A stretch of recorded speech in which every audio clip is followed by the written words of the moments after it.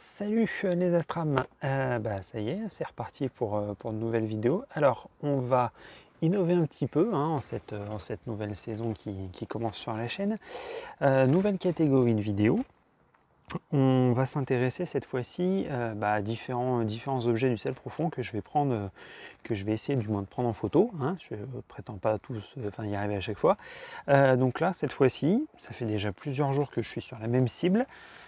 Toujours dans le souci de me faire un petit peu la main sur ma nouvelle monture, sur ma monture NEQ5. Les choses commencent à avancer tout doucement, on commence à y arriver à maîtriser un petit peu les choses, petit à petit, on y arrive. On fera un petit récap quand tout sera bien en place dans ma tête, on verra ça un petit peu plus tard. Donc allez, générique et puis on se voit après.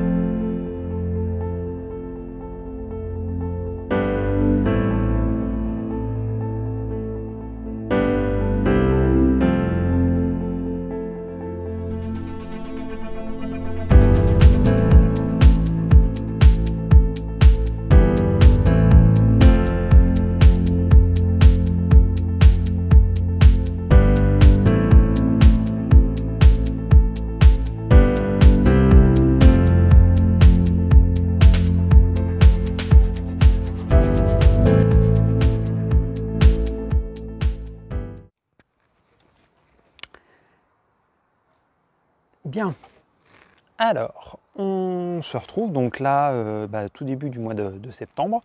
Alors à l'heure où beaucoup d'entre vous sont rentrés, pour moi c'est encore la période des vacances. J'ai décidé de repartir sur une cible que j'avais déjà tentée l'année dernière, qui était l'une des dernières cibles. C'est d'ailleurs la dernière photo que j'avais pu faire avec le Q3.2. Je repars donc sur cette cible qui est NGC 6888, dit la nébuleuse du croissant, ou la nébuleuse de la croissantine pour ceux qui sont du côté du sud-ouest.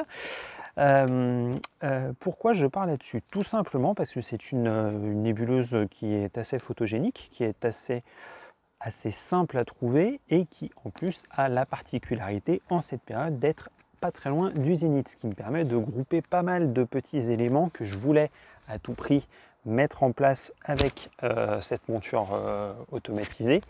Alors, on va passer sur Stellarium, je vais vous montrer un petit peu où c'est. Allez. Donc nous voilà sur Stellarium. Stellarium donc, que vous connaissez depuis le temps que je l'utilise et que je vous montre pour les vidéos, notamment des jalons. Qu'est-ce qu'on peut remarquer? Alors, on peut remarquer cette espèce de grand bidule, là, hop, cette espèce de grand triangle formé de Vega, Deneb et Altaïr. Ça, c'est ce qu'on appelle, c'est un grand astérisme, c'est ce qu'on appelle le triangle d'été. Facile à repérer, vous levez la tête à partir de début juin jusqu'à quasiment fin septembre, voire un petit peu plus. Et donc, vous allez voir cette espèce de grand astérisme, qui n'est pas une constellation, mais qui en est trois. La constellation de la Lyre, avec son étoile Alpha Vega, la constellation du Cygne, très grande constellation, très majestueuse, on reconnaît bien le Cygne, avec le corps et les ailes déployées, donc avec Alpha du Cygne qui est donc Deneb, et la constellation de l'Aigle, ici, un petit peu plus imagée, avec Alpha de l'Aigle, Altaïr. Donc ces trois étoiles-là forment le triangle d'été, et nous, on va particulièrement s'intéresser à la constellation du Cygne.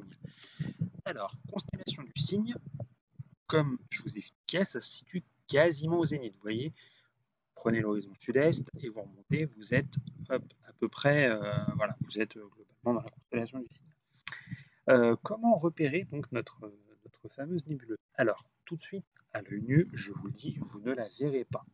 C'est sûr et certain. Simplement parce que déjà, c'est une nébuleuse qui est assez palote, mais qui ressort très bien en photo.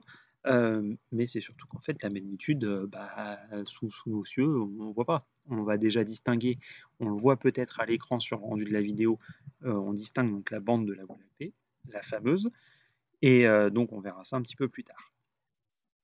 Alors, donc on va se servir de point de repère.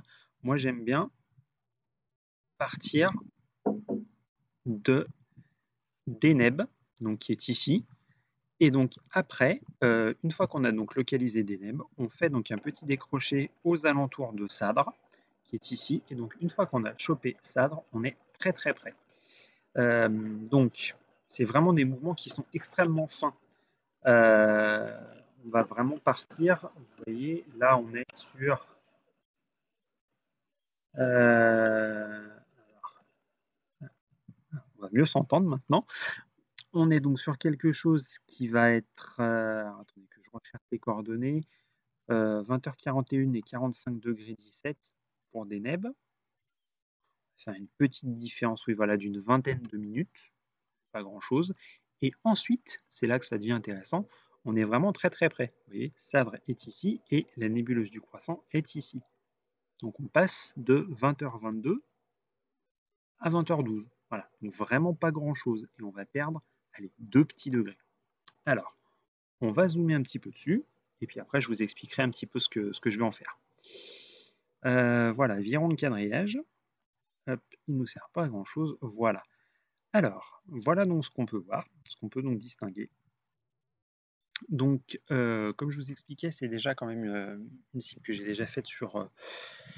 c'est ma troisième nuit, ouais, quatrième fois que je sors enfin cinquième fois que je sors le télescope, une fois pour des tests, une fois j'ai réussi, deuxième soir j'ai réussi, et hier j'ai eu pas mal de petits soucis, notamment avec la dernière version de Stellarium.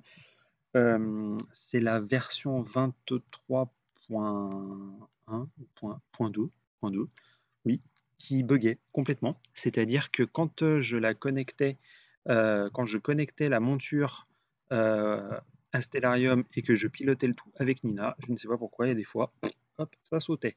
Donc j'avais là le suivi qui sautait, enfin bref, c'était la pagaille. C'était pas vraiment le truc le plus sympa pour moi.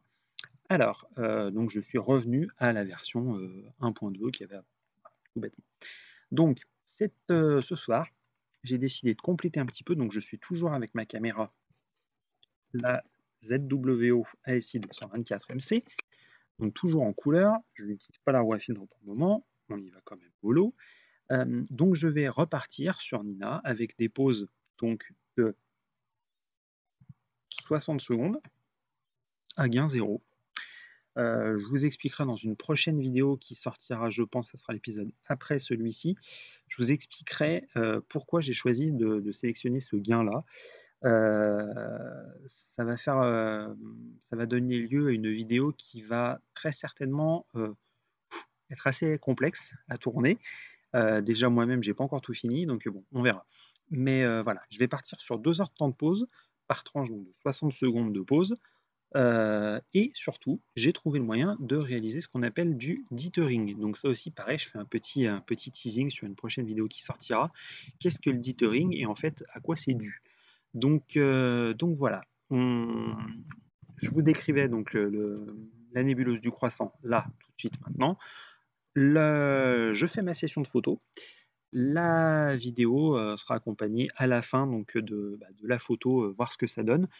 Et puis peut-être d'un petit, je vous montrerai peut-être en accéléré le traitement que j'ai donné. Et peut-être une vidéo, si je suis satisfait du résultat que j'obtiens là sur ce soir, peut-être une vidéo intéressante sur justement un traitement un peu complet avec Cyril, Photoshop, etc. Je vous montrerai tout ça plus poussé que la version avec la dernière version de la vidéo que j'avais faite juste avant les vacances. Voilà, écoutez, moi je vous dis à ciao les astrams, bon ciel, profitez bien, hein, et puis pour ceux qui sont en vacances, encore bonnes vacances, pour ceux qui ont pris, dommage, hein, mais profitez quand même, pour le moment le ciel est top, il fait chaud, mais le ciel est top. Allez, ciao.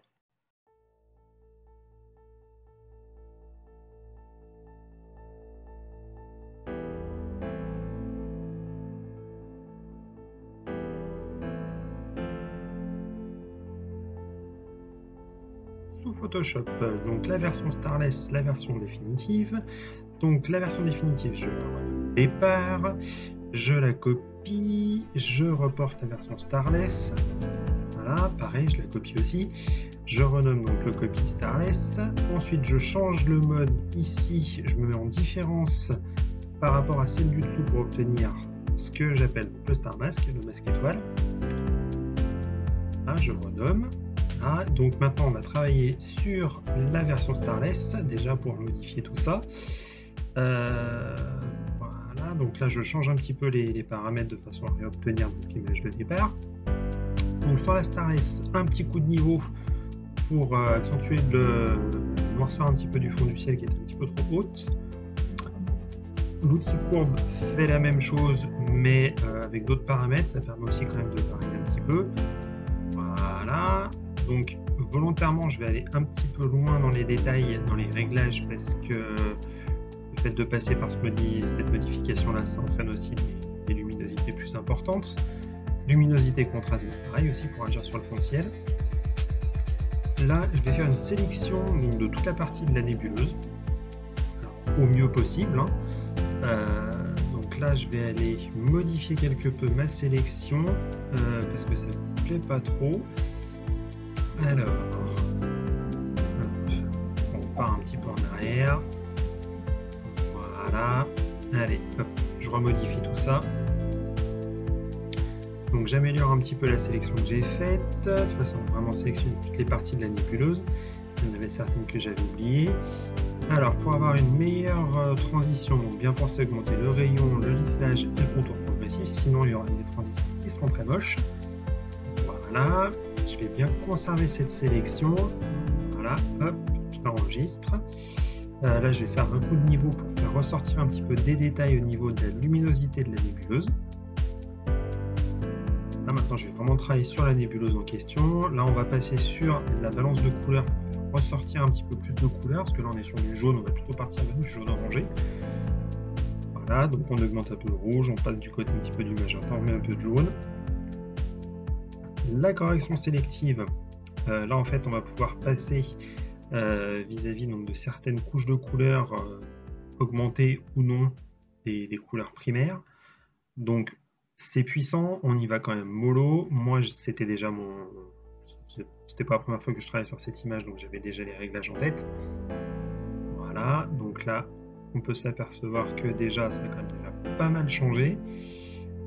Donc maintenant, le problème de cette image, oui, j'avais pas mis donc en masque d'écrêtage, donc je le fais là. Normalement, c'est pas vraiment comme ça qu'il faut faire.